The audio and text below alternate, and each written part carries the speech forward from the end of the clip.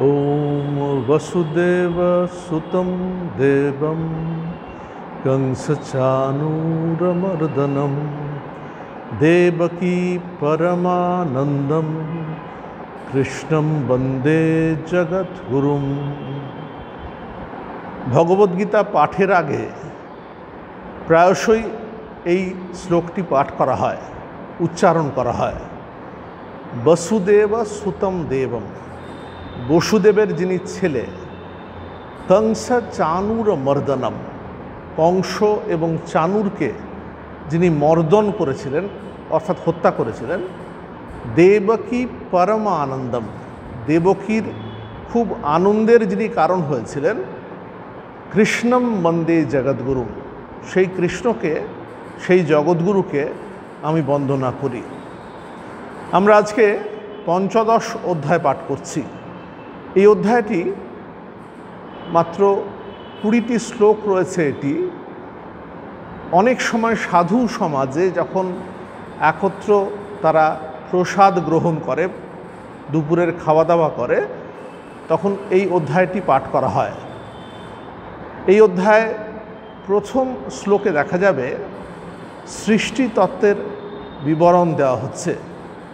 বলতে গিয়ে কৃষ্ণ বলছেন যে দেখো, সাধারণভাবে বট গাছ তার মূল থাকে নিচের দিকে, কিন্তু কি আশ্চর্যের কথা, এই যে সৃষ্টিকে যদি একটা বট গাছের মতো কল্পনা করা যায়, তার কিন্তু মূল আছে ওপর দিকে।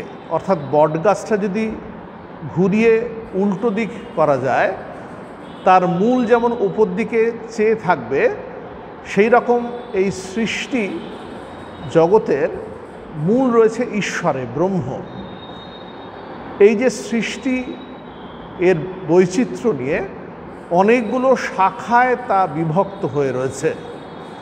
এই শাখাগুলোতে অনেক সুন্দর সুন্দর ফুল রয়েছে, ফল রয়েছে। এই যে বৈচিত্র্য নিয়ে যে জগৎটা আছে, সৃষ্টি রয়েছে, এর কথা বলতে গিয়ে বলছেন এটা কিন্তু প্রবাহাকারের নিত্য। অর্থাৎ যেমন গঙ্গা নদী অনেক কাল ধরে বয়ে চলেছে, কিন্তু তার মধ্যে দিয়ে যে জলগুলো যাচ্ছে সেটা পরিবর্তিত হচ্ছে, ঠিক সেরকমই সৃষ্টি প্রবাহাকারে নিত্য। কিন্তু সৃষ্টির মধ্যে যারা মানুষ, যারা প্রাণী, যে সম্পদ, সেগুলো কিন্তু মাঝে মাঝেই ধ্বংস হচ্ছে, আবার নতুন প্রাণী সম্পদ তার সৃজন হচ্ছে।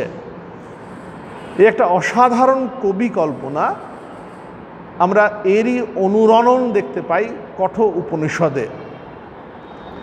গীতার কথা বলতে গিয়ে আরেক কবি বলেছেন যে দেখো, সবকটা উপনিষদকে যদি গাভী হিসেবে কল্পনা করা যায়, গরু হিসেবে কল্পনা করা যায়, আর এই উপনিষদগুলো থেকে যদি তার সার কেউ খুঁজতে যায়, সার যদি আহরণ করে, তাহলে তা পাওয়া যাবে গীতাতে। গাভীকে যেমন দোহন করলে তার কাছ থেকে দুধ বেরোয়, সেই রকম উপনিষদের সার পাওয়া যায় এই গীতাতে। এই প্রথম শ্লোকটি প্রায় আনুপূর্বিক উপনিষদে পাওয়া যায়। উপনিষদ বলা বাহুল্য, গীতার আগে রচিত হয়েছিল। এই প্রথম শ্লোকে তাই বলছেন, ঊর্ধ্ব মূলম অধ শাখম অশ্বত্থম প্রাহুর অব্যয়ম ছন্দাংসি यस्य पर्णानि यह तम वेद स वेदविद। বলছি দেখো, এই সৃষ্টি, এর মূল হচ্ছে ঊর্ধ্ব দিকে, আর এর শাখাগুলো নিচের দিকে। একে কিন্তু অব্যয় বলা হচ্ছে, প্রবাহাকারে নিত্য। আর এই বেদ যেগুলো মানুষে পড়ে, যেগুলো কিনা জ্ঞানের ভাণ্ডার, সেগুলো যেন এই সৃষ্টির রূপ বৃক্ষের পাতা, যে এইভাবে এই সৃষ্টিকে চেনে, ঈশ্বরে, ভগবানে যে এর মূল রয়েছে এটা জানে, তিনি প্রকৃত বেদের তাৎপর্য জানেন। বলছেন দেখো, এই যে সৃষ্টি, এটা ওপরে নিচে দুদিকে ছড়িয়ে রয়েছে, আর এই শাখাগুলো নানা গুণের দ্বারা প্রবৃদ্ধ হয়েছে। যেমন গাছ প্রবৃদ্ধ হয়, অর্থাৎ গাছ পুষ্ট হয়, সেখানে সার দিলে, জল দিলে, গোবর দিলে, সেই রকম এই সৃষ্টিরূপ গাছটা গুণা প্রবৃদ্ধা। গুণ মানে সত্ত্বগুণ, রজগুণ, তমগুণ। এই গুণগুলোর যেন বিভিন্ন অনুপাতে তারা বর্তমান আছে। এই গুণা প্রবৃদ্ধা মানে মানুষে এই নানা গুণ নিয়ে অবস্থান করছে। কারো বা সত্ত্বগুণের আধিক্য, কারো বা রাজগুণ, আবার কারো বা তমগুণ। বিষয়া প্রবালাহ, এই যে গুণ থেকে বিষয়ের দিকে ইন্দ্রিয়গুলো যায়, অর্থাৎ প্রত্যেকটা ইন্দ্রিয় যেমন চোখ, কান আদি এক একটা রেসপেক্টিভ বিষয়ের দিকে যায়। চোখ যায় দৃশ্যের দিকে, কান যায় শব্দের দিকে, নাক যায় ঘ্রাণের দিকে। এইভাবে যেন বিষয়গুলো পল্লবের আকার নিয়ে এই সংসাররূপ বৃক্ষে রয়েছে। আর এই অধ দিকে আর উপর দিকে এগুলো বিস্তৃত হয়েছে। কি করে এগুলো এইভাবে সমৃদ্ধ হচ্ছে? দেখো, মনুষ্য লোকে নানারূপ কর্ম দ্বারা এটা পুষ্ট হচ্ছে। নানারূপ কর্মের দ্বারাই এই যে বৃক্ষ, সংসাররূপ বৃক্ষ, এটা বয়ে চলেছে অনাদিকাল ধরে। দেখো, একে চেনা কিন্তু খুব সহজ নয়। এই যে বৃক্ষের রূপটা সামগ্রিকভাবে জানা বড় কঠিন। আজকে আমার মনটা আনন্দে থাকছে, কোনো জায়গা থেকে আনন্দ পেয়েছি, সুখ পেয়েছি, কিন্তু কালকেই যখন আমি দুঃখ পেলাম তখন বিমর্ষ হয়ে পড়লাম। সৃষ্টির সামগ্রিক রূপটা বোঝা তাই দুঃসাধ্য বলছেন। কোথায় যে অবস্থান, এটাও তাই জন্য চেনা কঠিন। আর এই যে সংসার বৃক্ষটা, এটা কিন্তু খুব দৃঢ়ভাবে প্রথিত, বললেই এটা আমাদের ভেতর থেকে উপড়ে ফেলা যাবে না। কিন্তু তবু উপায় আছে। অসঙ্গ শাস্ত্রে না, আমাদের মধ্যে যদি বৈরাগ্য থাকে, ডিট্যাচমেন্ট থাকে, তাকে অসঙ্গ বলছেন। সেই অসঙ্গ শাস্ত্রেণ দৃঢ়েন ছিত্বা, এই সংসার বৃক্ষকে ছেদন করে মানুষ ঈশ্বরের পদ বা অবস্থা খোঁজে। সেই পদ বা অবস্থা সেখানে পৌঁছতে পারলেই মানুষ এই সংসারের গোলক ধাঁধা থেকে বেরোতে পারে। তাই জন্য বলছেন, ততঃ পদম তৎ পরিমার্গিতব্যম यस्मिन् गता न निवर्तन्ति भूया तमेव चाद्यं पुरुषं प्रपद्ये यतः प्रवृत्ति प्रसिता पुराणी। বলছেন দেখো, ওই যে পদ, ওই যে অবস্থা, এইটা খোঁজা দরকার, অনুসন্ধান করা দরকার। পরিমার্গিতব্যম, মার্গ হিসেবে তোমার অনুসরণ করা প্রয়োজন। যেখানে গেলে না নিবর্তন্তি, আরেকবার ফিরে আসতে হয় না। সেই যে আদ্য পুরুষ, আদ্য মানে যিনি আদি থেকে আছেন, সেই ঈশ্বরকে প্রপদ দিয়ে মানে প্রার্থনা করলে, শরণাগতি নিলে, তখন তিনি এই বন্ধন মোচন করে দেন। কারণ তার কাছ থেকেই তো এই অত্যন্ত প্রাচীন পুরাণী প্রবৃত্তি, এই যে সংসার রূপ প্রবৃত্তি, ভালো মন্দ এইটা করার প্রবৃত্তি আসে। তাই তিনি যখন নিজের ইচ্ছায় কৃপা করে এই বন্ধন মোচন করে দেন, তখন মানুষ এই জাদুকরের জাদু থেকে মুক্ত হয়ে যান। এটা তো বোঝা গেল শেষ অবস্থার কথা, মানুষ যখন এই উচ্চতম লক্ষ্যে যেতে পেরেছে। কিন্তু আমরা কি করে বুঝবো যে একজন মানুষের সত্যি সত্যি সেই অবস্থা হয়েছে, সত্যি সত্যি তিনি এই উচ্চ পদ সেখানে পৌঁছেছেন? সংসারের যে সৃষ্টি, আত্মীয় স্বজন, বন্ধু বান্ধব, সম্পদ, সুখ দুঃখ, এই সবের পারে গিয়ে তিনি অবস্থান করছেন। কি করে চেনা যাবে তাকে? তার গায়ে তো লেবেল লাগানো নেই, তার বাইরে তো জমি জমা, টাকা পয়সা, লোক লস্কর, এইটি দিয়ে তাকে চেনার উপায় নেই। তাকে চেনা যাবে কি করে তাহলে? তাকে চেনা যাবে তার ব্যবহারের দ্বারা। তাই বলছেন 5 নম্বর শ্লোকে, নির্মাণ মোহা জিত সঙ্গ দোষা অধ্যাত্ম নিত্যা বিনিবৃত্ত কামা দ্বন্দ্বৈর বিমুক্তা সুখ দুঃখ সঙ্গৈর গচ্ছন্ত্য মূঢ়া পদমব্যয়ন্তত।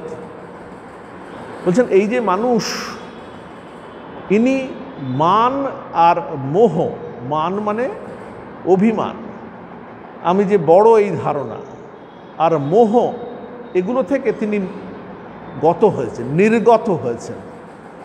আর সঙ্গ, অ্যাটাচমেন্ট, আমার এই দোষটা তিনি জিততে পেরেছেন। আর দেখো তার মধ্যে দৃঢ় এই প্রতীতি হয়েছে, প্রত্যয় হয়েছে যে আত্মাতে প্রতিষ্ঠাই শ্রেষ্ঠ। এই সংসারের সুখগুলো নশ্বর মাত্র।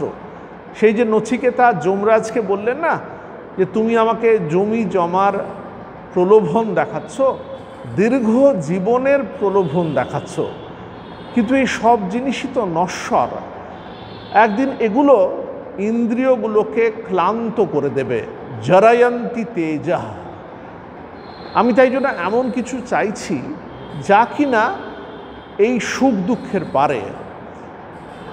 এই ব্যক্তি তাহলে অধ্যাত্ম নিত্যা বিনিবৃত্ত কামাহ, আমরা বাংলায় নিবৃত্ত বলি, টু ডিসওয়েড ফ্রম। কামাহ মানে অবজেক্টস অফ ডিজায়ার্স।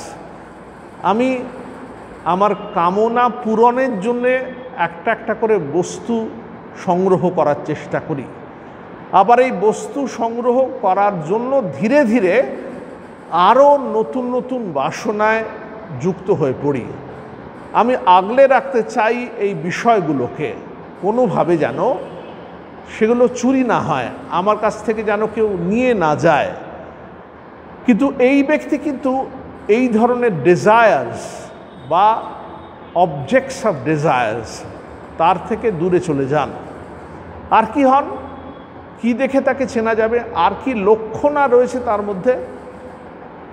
বলছেন তিনি হচ্ছেন beyond all confusion, beyond all dilemmas. বলছেন দ্বন্দ্বৈর বিমুক্তা। আমি এইটা করব না ওইটা করব, আমরা মাঝে মাঝেই এই দ্বন্দ্বে ভুগতে থাকি। যেমন অর্জুনের সামনে দ্বন্দ্ব ছিল, কৃষ্ণ যার উদ্দেশ্যে কথাগুলো বলছেন তার সামনে দ্বন্দ্ব ছিল যে ন্যায্য রাজ্য অধিকার করে নেব এই যুদ্ধে অংশগ্রহণ করে, নাকি ছেড়ে দেব এই রাজ্য। কারণ এই রাজ্য পেতে গেলে অনেক জ্ঞাতিকে বধ করতে হবে। এই যে ন্যায্য রাজ্য অধিকার আর তার পাশাপাশি অনেক মানুষকে হত্যা করা, এই দুইয়ের মাঝখানে অর্জুন দ্বন্দ্ব, তিনি ডাইলেমাতে ভুগছিলেন। এই যে আত্মজ্ঞানী যিনি, তিনি কিন্তু দ্বন্দ্বৈর বিমুক্তা হবে, সুখ দুঃখ সঙ্গৈর। এই যে দ্বন্দ্ব কোথা থেকে আসে? বলছেন দ্বন্দ্বতে একটা সুখ দেয় আরেকটা দুঃখ দেয়। তাহলে দ্বন্দ্ব বা ডাইলেমা বা কনফিউশনের সঙ্গে এই সুখ দুঃখগুলো ওতপ্রোতভাবে জড়িয়ে আছে। সুখ দুঃখ সঙ্গৈর দ্বন্দ্বৈর বিমুক্তা। যে দ্বন্দ্বগুলো তার মধ্যে সুখ বা দুঃখকে আনয়ন করে তার তিনি পারে হয়েছেন।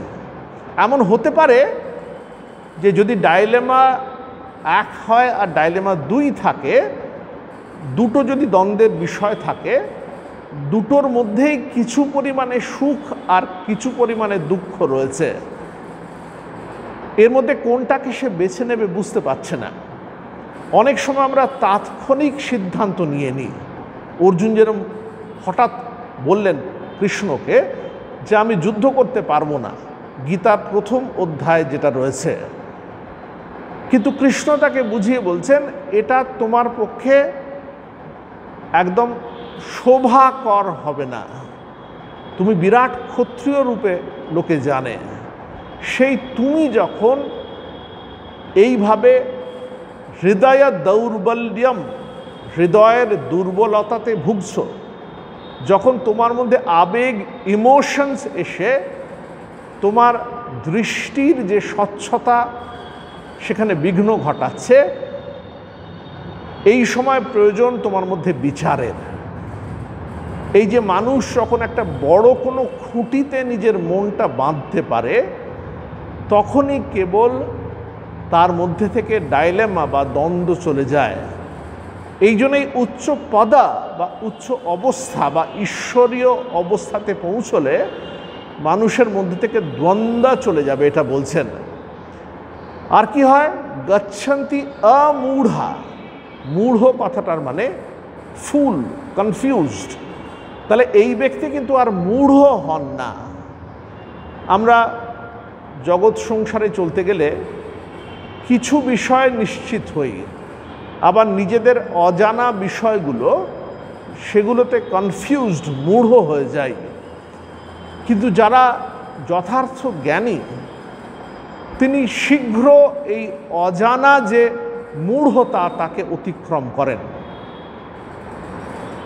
ভগিনী নিবেদিতা মা শারদার কথা বলতে গিয়ে বলছেন যে তার কাছে যে কোনো জটিল প্রশ্ন নিয়ে গেলেও তিনি শান্তভাবে প্রশ্নের একদম মর্মেতে চলে যেতে পারতেন এবং সেখান থেকে উঠে এসে তার যে বিচার, তার যে স্বচ্ছ দৃষ্টি, যে আবেগ শূন্য অথচ মরমী দৃষ্টি দিয়ে সমাধান দিতেন। এই যে মানুষের মধ্যে যখন জ্ঞান আসে, জ্ঞান চক্ষু যখন খুলে যায়, তখন তার মধ্যে মূঢ়তার ভাব চলে যায়। কেন যায় বলছেন, পদম অব্যয়ম গচ্ছন্তি, কারণ তিনি অব্যয়, যা শাশ্বত, সেই পদ বা অবস্থাতে পৌঁছেছেন। এই জন্যই তিনি সেই অবস্থা থেকে এই জগৎ সংসারের যে কনফিউশন, যে না বলতে পারা, সিদ্ধান্ত না করতে পারা, এটাকে অতিক্রম করেন না। আজকের দিনের যে ম্যানেজমেন্ট সায়েন্স, সেখানে বারে বারে ডিসিশন মেকিংয়ের কথা বলা হচ্ছে। মানুষকে ডিসিসিভ, অর্থাৎ যাতে মানুষ তাড়াতাড়ি সিদ্ধান্ত নিতে পারে, এর প্রশিক্ষণ দেওয়া হচ্ছে। ভগবদ্গীতা বলছে তুমি যদি কর্মযোগ করো, নিঃস্বার্থ কর্ম করো, নিজের লাভ লোকসান যদি না হিসেব করে কাজ করো, পরার্থে কাজ করো, তখন ক্রমে তোমার ভেতরে অসীম সাহস আসবে। এমনকি বড় বড় বাধা বিঘ্নও তুমি অতিক্রম করতে পারবে। সবচেয়ে কঠিন যে বাধা মানুষের মৃত্যু, সেই মৃত্যুকেও সে অগ্রাহ্য করতে পারবে সত্যের সন্ধান করতে গিয়ে। এই পঞ্চদশ অধ্যায়ে তাহলে আমরা দেখলাম প্রথম অংশে সৃষ্টির একটা বর্ণনা, সেখানে একটা অশ্বত্থ বৃক্ষের সঙ্গে তার তুলনা করা হয়েছে, যার মূল রয়েছে ঈশ্বরের কাছে। আর এই বৃক্ষের যে অ্যানালজি, এই যে তুলনা, এটাকে বিস্তৃত করে বলা হচ্ছে এর শাখা প্রশাখা বিস্তৃত হয়ে মানুষ, পশু, পাখি, গাছের ফুল ফল সব সৃষ্টি হয়েছে।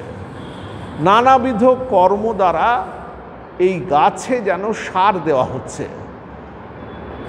কর্মের ফলে নানা গুণের সৃষ্টি হচ্ছে, গুণ প্রবৃদ্ধা, সত্ত্বগুণ, রজগুণ, তমগুণ, যত সৃজন হচ্ছে, তৈরি হচ্ছে, এগুলোর এক একটা সমবায় কম্বিনেশনে তৈরি হচ্ছে কর্ম।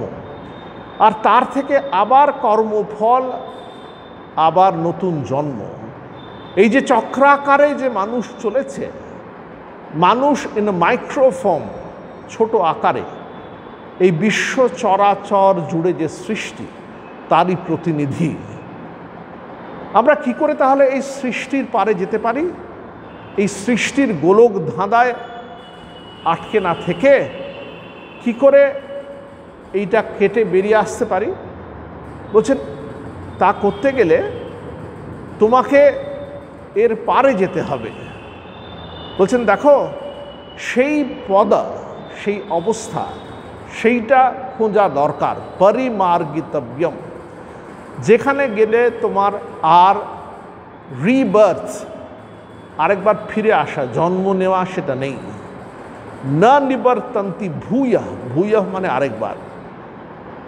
সেই আদ্য পুরুষ, সেই প্রথম থেকে যে ঈশ্বর রয়েছেন, তার শরণাগতি নিলে, প্রপদ্যে, আমরা বাংলায় প্রপন্ন শরণাগত বলি, সেই তার কাছে শরণাগতি নিলে, যার কাছ থেকে সমস্ত সংসার প্রবৃত্তি এসছে, যথা প্রবৃত্তি প্রসিতা পুরাণী, তিনি যখন, এই জাদুকর, তিনি যখন ইচ্ছা করেন আমাদের মধ্যে থেকে যে অধ্যাস, যে ভ্রান্তি, যে অজ্ঞানের আবরণ, সেটা খসে পড়ে যায়। কি করে চেনা যাবে এই রকম মানুষকে? আত্মজ্ঞকে, সর্বোচ্চ জ্ঞানীকে। বলছেন দেখো, এনার মধ্য থেকে মান আর মোহ চলে যাবে, অভিমান থাকবে না, অ্যাটাচমেন্ট, সঙ্গ থাকবে না, আর এর মধ্যে থেকে ডিজায়ার্স, কামনার বিষয়, কাম চলে যাবে। যেমন আমরা বীজ, সেটা যদি ভালো করে ভর্জিত করি, ভাজি, সেই বীজ যদি আর পুঁতি বাগানে, তার থেকে আর গাছ হয় না। সেরকম জ্ঞান লাভ হলে মানুষের এই কর্মফলরূপ যে বীজটা, সেটা ভর্জিত হয়ে যায়। সেখান থেকে আর নতুন কর্ম জন্মায় না, নতুন জন্ম তাকে আর নিতে হয় না। তখন সেই ব্যক্তি জীবিত অবস্থাতেই সমস্ত দ্বন্দ্ব থেকে মুক্ত হয়ে যান। কিসের দ্বন্দ্ব? বলছেন কেন? এই সুখ দুঃখের দ্বন্দ্ব। তিনি তখন অমূঢ়া হয়ে যান, তার মধ্যে থেকে কনফিউশন, মূঢ়তার ভাব চলে যায়।